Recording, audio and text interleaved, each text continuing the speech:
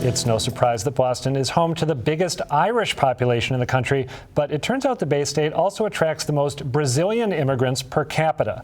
And that could mean Massachusetts has the worst case of World Cup fever in the country. As WGBH News reporter Michelle Oberg Figueroa shows us, the local Brazilians haven't let go of their passion for the sport. No, this isn't Sao Paulo, it's Everett. Here in Oliveira's restaurant, Brazilians gather to eat, cheer, and make good with the gods of World Cup soccer. If you had to give up something to make sure Brazil win, what would you do? Anything, including my liver. But I drink so much, so my liver is not good anymore. For Brazilians, soccer is a second religion. It's like Christmas. It's 200 million people and the rest of the world watching one game. So it's definitely bigger than any sport or any game that you could ever imagine. So for us, it's huge. And devotion for Brazil's World Cup team transcends borders. In Brazil, anytime the Brazilian soccer team plays, everything shuts down. Here in Everett, some businesses are following suit. Closed for business, open for partying. Like at this masonry warehouse in Somerville, where on any other day, Ivan de Sousa would be moving bricks. I usually will be working right now. But on game day, hauling a sofa, big screen TV, and a rug over the dusty floor, the warehouse becomes a living room. Entering the loading zone into a backyard barbecue, and it's barbecue time. Or as they call it, churrasco. It's pretty easy for you to go to the Brazilian store and get what you used to get back in Brazil.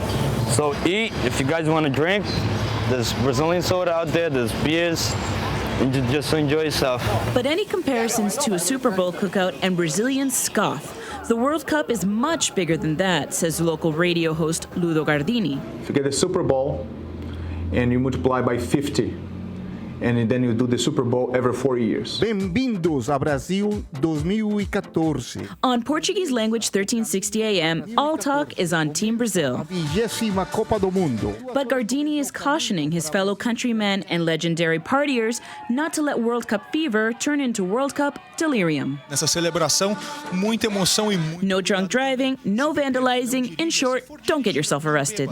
Back in your countries, they don't enforce the law like they do here, and I want everyone to be safe. But even Ludo admits he'd give almost anything to see his team win.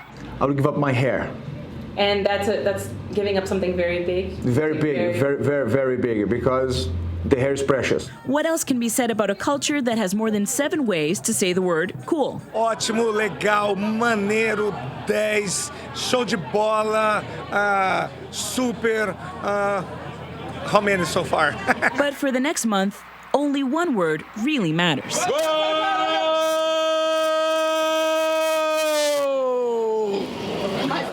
And don't expect the excitement to die down anytime soon. Brazil is playing Mexico tomorrow, so that should be a very exciting match. Michelle, what should we expect from the local Brazilian community if Brazil wins the Cup?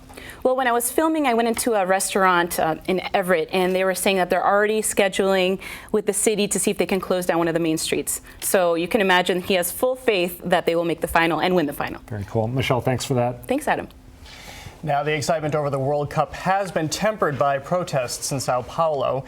Here to share more on the euphoria and the outrage is Marconi Almeida. He's a native of Brazil and co-editor of Brazilian Magazine.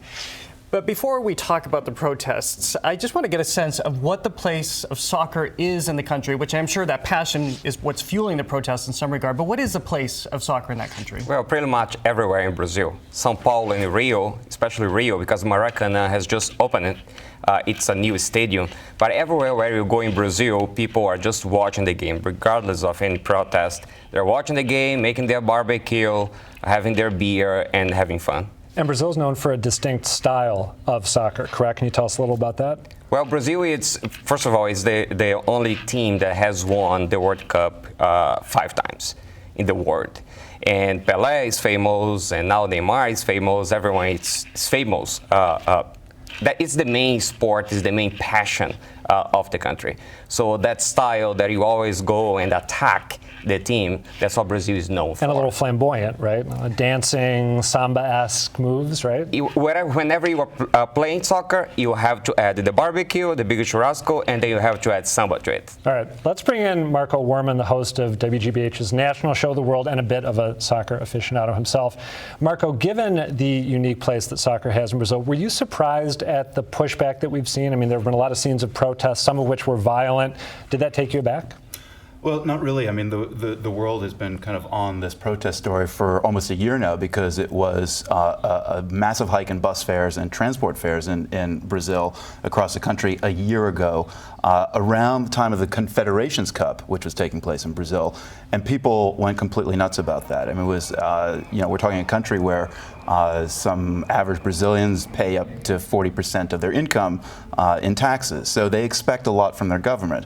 They expect, inexpensive transport, decent education, infrastructure that works, and yet they were seeing billions being spent on stadiums around the country, and then at the same time the bus fares go up, and that was just the straw that broke the camel's back. So it's kind of been since last April 2013 that this has been going on. It's been kind of not as big in terms of size and numbers of people going out on the streets for the protests, but they have continued. And what's our understanding of the extent to which these protests are being met with force? I mean, in talking about the poverty in the country, they're met with some of the most technically advanced troops, from my understanding, in some of the neighborhoods.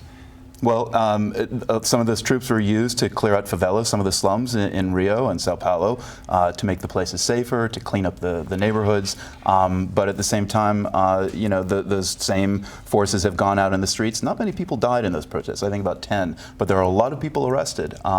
So they have this very delicate balancing act, not unlike what Russia was dealing with the Olympics in Sochi. They've got to put on a good show. At the same time, they need security. So that's the line they have to walk, the Brazilian authorities. Marconi, to what extent is the ambivalence that is on display in Brazil manifested in the Brazilian community in the Boston area? Well, people here are sympathetic. We are all sympathetic to what's going on there, the situation there. Sometimes people are not happy that the government, along with FIFA, are spending billions of dollars. $11 billion, right? $11 billion. Stadiums, new infrastructure. Right, but at the same time, people are commemorating because regardless of the situation, Brazil is playing. I was talking to some friends in Brazil, and Brazil was playing, and people are like, oh, I just came from the protest, now I'm going to watch the game. I was like, so when Brazil started playing, the whole thing just died down. But you also have to realize that it's an election year in Brazil.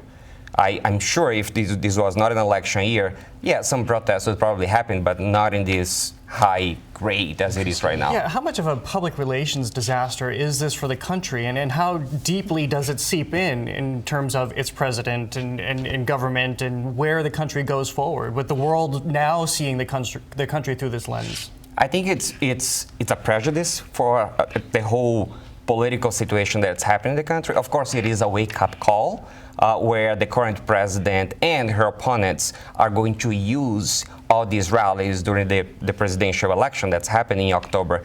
But the world is watching Brazil, so it depends how the government will respond to the situation. That's how this will, in the end of the day, this will end up being good for the people who are there and who are protesting, and they will get better services. Am I right that it's also something of a wake-up call for international soccer? Because this is all happening in a time when FIFA, the governing body of the sport, is engulfed in this very embarrassing bribery scandal. The claim is basically that Qatar, which will host the next World Cup, essentially bought it for millions of dollars.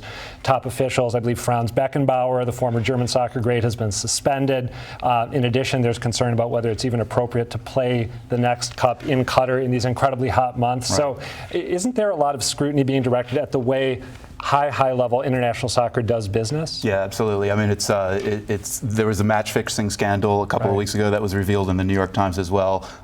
There were some people, parliamentarians in the UK, asking for Sepp Blatter, the head of FIFA, to step down after this World Cup. So, yeah, people are watching Brazil. People are also watching FIFA very carefully. If Brazil wins, it'll be a little bit of magic and fairy dust for the Brazilian government for a little bit. At least they won't have to justify too much the expense on these stadiums. They'll be able to say we can use them for the Olympics in 2016, but they'll still be under pressure. Well, when Brazil wins on July 13th, because that's happening for sure, we're going to see what's going to happen. Well, an optimistic Marconi Almeida, perhaps realist, not so optimistic Marco Werman, thank you so much for joining us.